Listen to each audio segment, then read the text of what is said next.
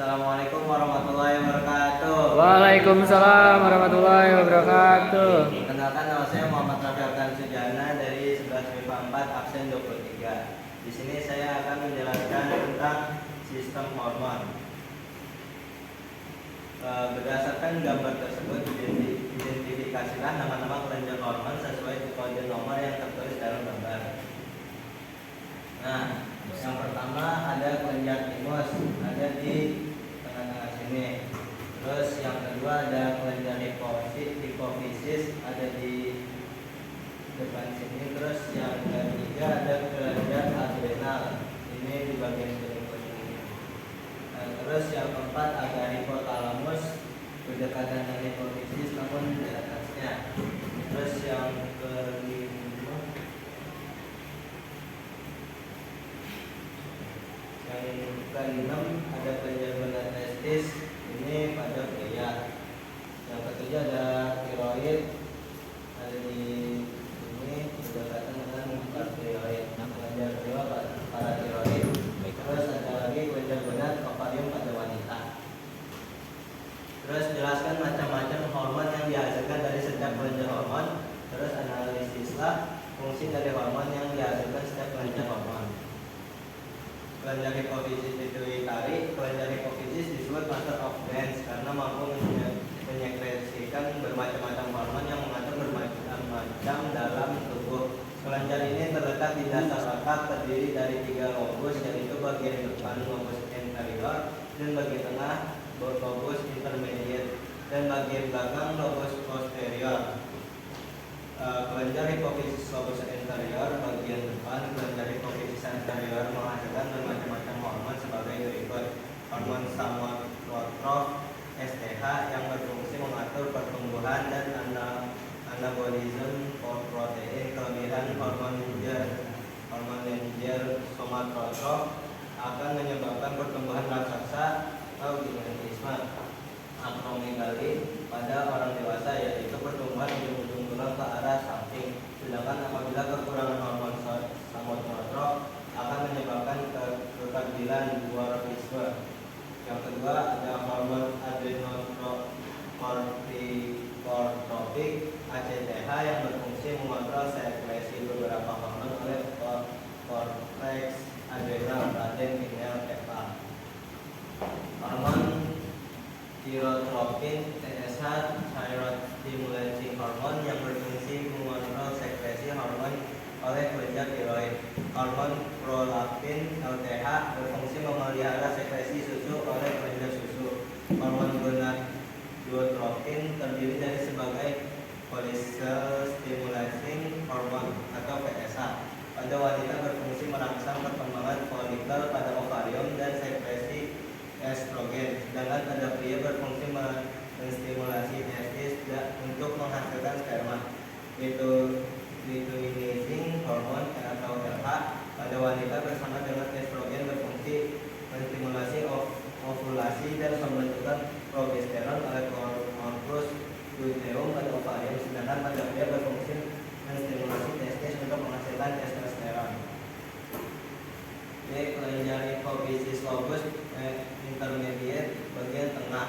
Pada beberapa spesies hewan, kelenjar hipofisis lobus intermediate menghasilkan melanocyte stimulating hormone atau MSH yang berfungsi menyintesis melanin pigmen warna.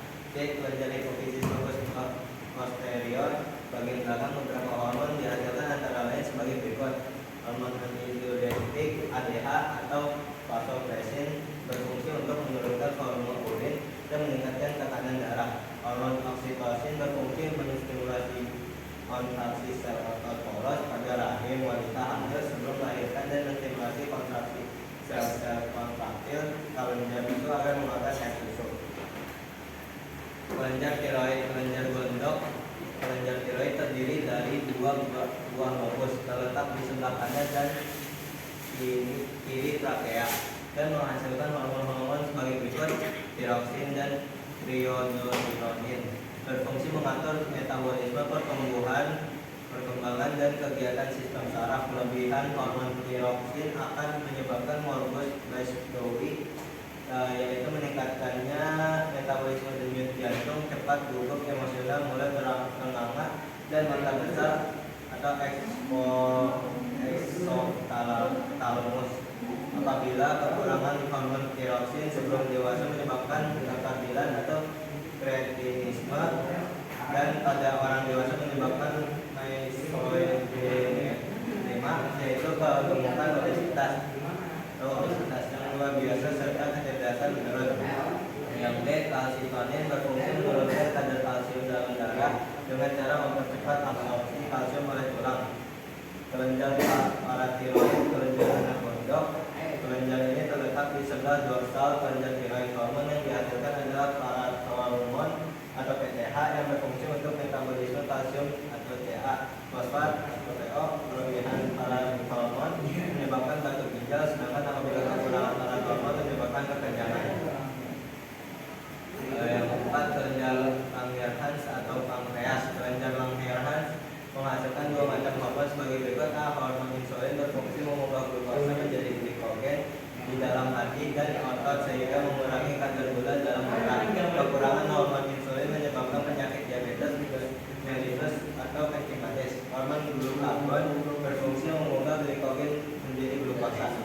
Yang kelima, kelenjar timus. Kelenjar ini berfungsi menimbun hormon somatotrof dan setelah dewasa tidak berfungsi lagi. Fungsi penting lainnya dari kelenjar timus Anda adalah memproduksi hormon timosin. Kelenjar pencernaan atau kelenjar usus dan lambung.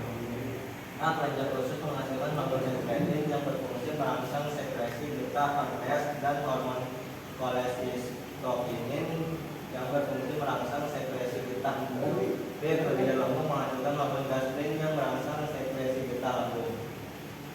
Yang ketujuh, kelenjar adrenal, kelenjar anak ginjal. Kelenjar ini terletak di atas ginjal, terdiri dari dua bagian berikut.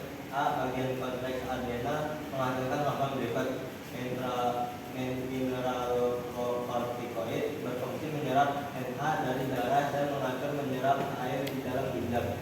Yang kedua, glukokortikoid berfungsi mengontrol metabolisme glukosa. Kekurangan hormon ini akan menyebabkan penyakit Addison.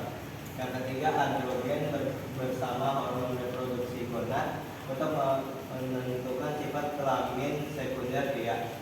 Bagian D, bagian adrenal menghasilkan hormon berikut. Adrenalin berfungsi mempercepat kerja jantung, menaikkan tekanan darah, mempercepat pengubahan glikogen menjadi glukosa pada hati, menaikkan gula darah, dan mengubah glikogen menjadi asam laktat pada otot. Yang kedua, noradrenalin berfungsi menurunkan tekanan darah dan denyut jantung.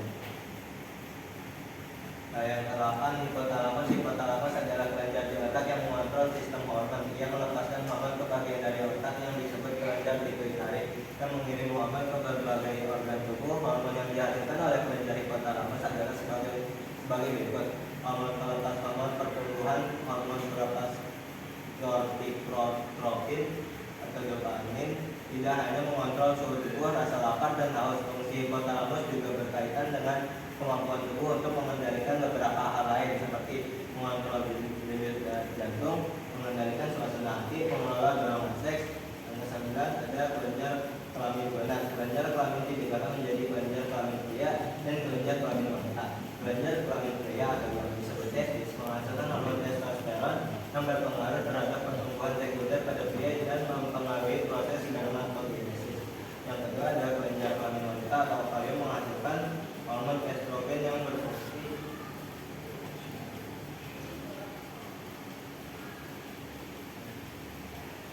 lanjut. Ada KPD2 gangguan hormon. Identifikasilah macam-macam gangguan pada sistem hormon 15 penyakit. Jelaskan penyebab dari gangguan hormon pada jawaban ke A.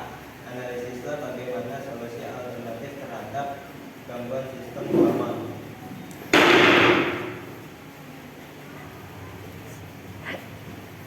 Yang pertama ada strom, penyebabnya yaitu iodium atau peradangan pada kelenjar tiroid. Solusinya itu pemberian obat anti tiroid, terapi RAI, dan bedah tiroidektomi.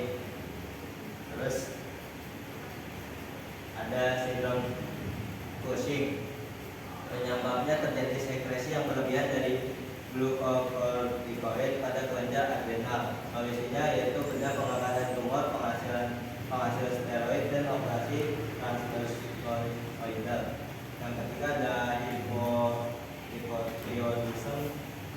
Penyebabnya kondisi ketika kelenjar tiroid tidak menghasilkan hormon yang cukup. Solusinya pemberian obat hormon.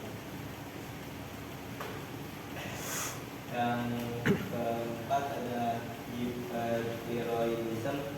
Penyebabnya bila kelenjar tiroid menghasilkan terlalu banyak hormon atau tiroksine. Solusi pengobatan yaitu terdiri dari obat antisteroid, perawatan termasuk radium radioaktif, dan terkadang operasi. Terus ada sindrom ovarium polikistik. Penyebabnya yaitu kondisi ketika wanita mengalami peningkatan hormon androgen. Solusinya memberi obat untuk proses ovulasi.